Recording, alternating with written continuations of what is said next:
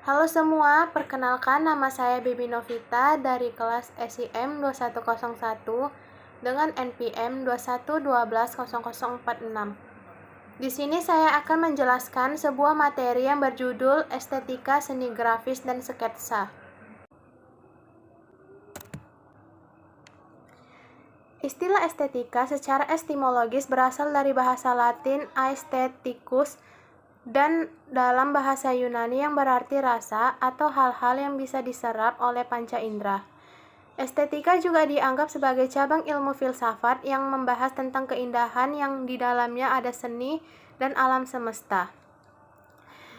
Dari etimologis, kata tersebut, estetika adalah suatu hal yang mempelajari keindahan dari suatu bentuk objek atau daya impuls dan pengalaman estetik dari penciptaan dan pengamatannya.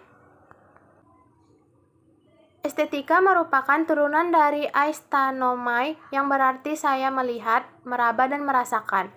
Pertama kali digunakan oleh filsuf Alexander Gottlieb Baumgarten pada tahun 1735 untuk pengertian ilmu tentang hal yang bisa dirasakan lewat perasaan.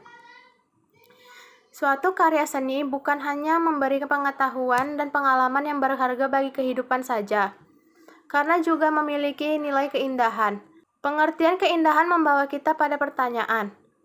Meskipun awalnya suatu yang indah dinilai dari aspek teknis dan membuat suatu karya, tetapi perubahan pola pikir dalam masyarakat akan turut mempengaruhi penilaian terhadap keindahan.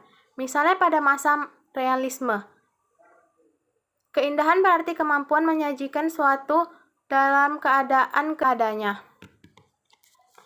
Pada masa maraknya De Stijl di Belanda, keindahan berarti kemampuan memadukan warna dan ruang serta kemampuan mengabstraksi benda. Di sini terdapat unsur-unsur estetika. Yang pertama, unsur bentuk. Unsur bentuk atau disebut juga shape berpengaruh untuk daya tarik suatu objek. Secara umum, bentuk objek ini terdiri dari dua jenis, yakni 2 dimensi dan 3 dimensi.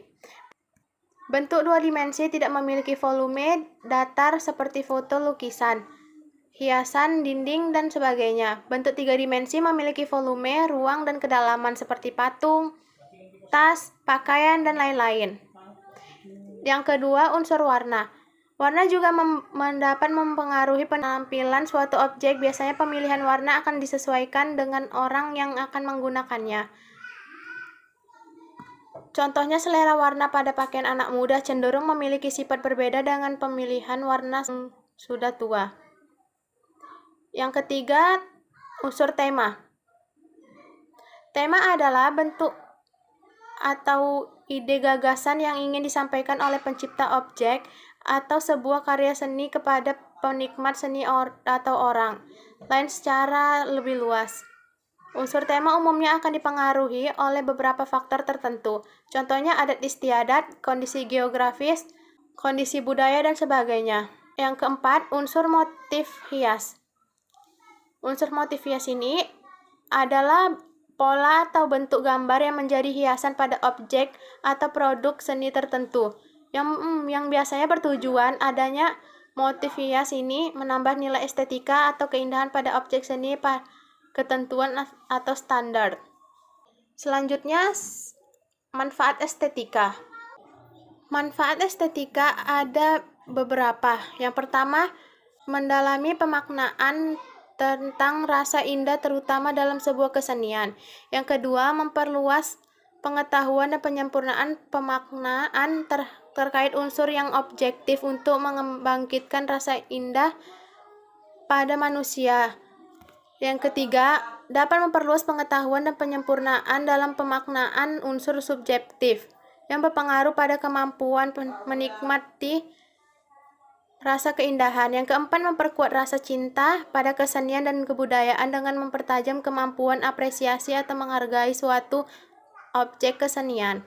Yang kelima, dapat memupuk kehalusan rasa. Yang keenam, dapat memperdalam pemaknaan pada ketertarikan wujud kesenian dengan tata kehidupan yang lebih luas. budaya, dan aspek ekonomi yang bersangkutan. Yang ketujuh, menguat kemampuan menilai karya seni secara tidak langsung dalam mengapresiasi.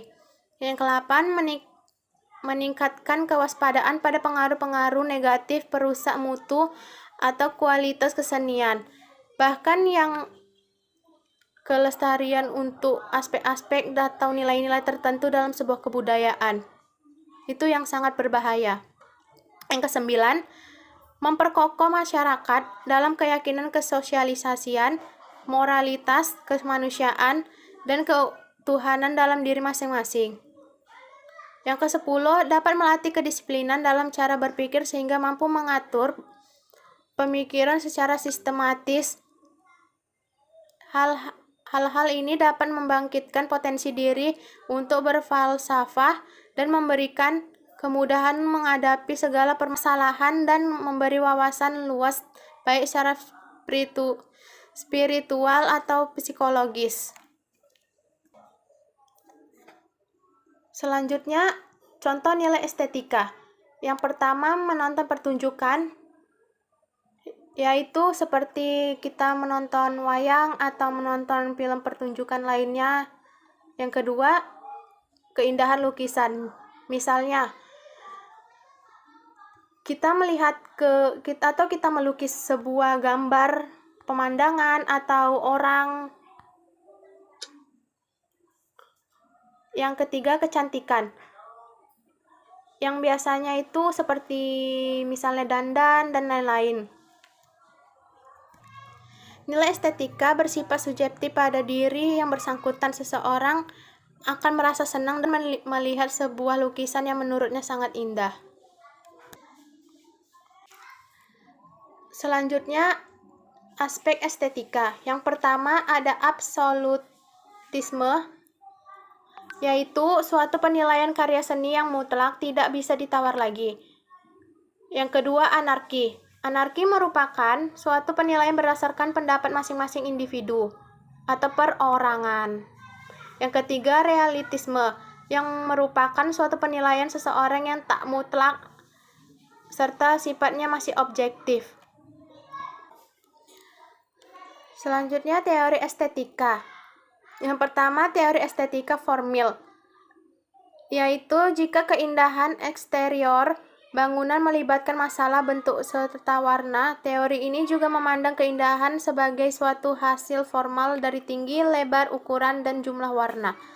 Yang kedua, teori estetik ekspresionis, yaitu jika keindahan tak selalu terwujud lewat bentuknya, namun melalui tujuan, maksud, dan juga ekspresi. Pada teori ini juga mengasumsi jika mayoritas keindahan sebuah karya seni tergantung dengan apa yang diungkapkannya. Yang ketiga, teori estetik psikologis. Di dalam teori ini, keindahan terbagi atas 3 aspek, yaitu pertama, keindahan merupakan hasil dari emosi yang hanya bisa ditunjukkan dengan adanya metode psikoanalitik. Yang kedua, keindahan merupakan hasil dari rasa puas permisah dengan objek yang mereka lihat. Yang ketiga, keindahan di dalam arsitektur merupakan ritme sederhana dan juga mudah. Yang keempat, teori esensialitas, yaitu jika seseorang yang menilai suatu hal yang indah dapat dibicarakan melalui atau mengenai sesuatu yang dapat memberikannya kesenangan yang dihasilkan dari kemampuan manusia pada umumnya. Yang kelima, teori bentuk tujuan. Di teori ini berhubungan dengan subjek yang mengalami keindahan, maka kalian bisa melihat teori yang kelima dari objek keindahan itu sendiri. Seni grafis merupakan bagian dari seni rupa yang dalam proses pembuatannya menggunakan teknik cetak. Grafis memiliki berbagai teknik seperti cetak tinggi, cetak dalam, cetak dasar, dan cetak saring. Perkembangan dunia percetakan tidak dapat dipungkiri telah berjalan dengan pesat. Seni grafis memiliki 2 arah dan fungsi yang berbeda, yakni seni grafis murni di mana hanya sebagian kegiatan berekspresi diri ke dalam sebuah karya melalui percetakan dan seni grafis terapan, yakni sebuah media desain grafis seperti poster, dunia periklanan, dan industri dengan teknik-teknik gambar grafis modern yang kini tanpa disadari sudah semakin dekat dengan kehidupan kita sehari-hari. Seni grafis bisa seperti patung, lukis, batik, atau kun kriya. Terima kasih.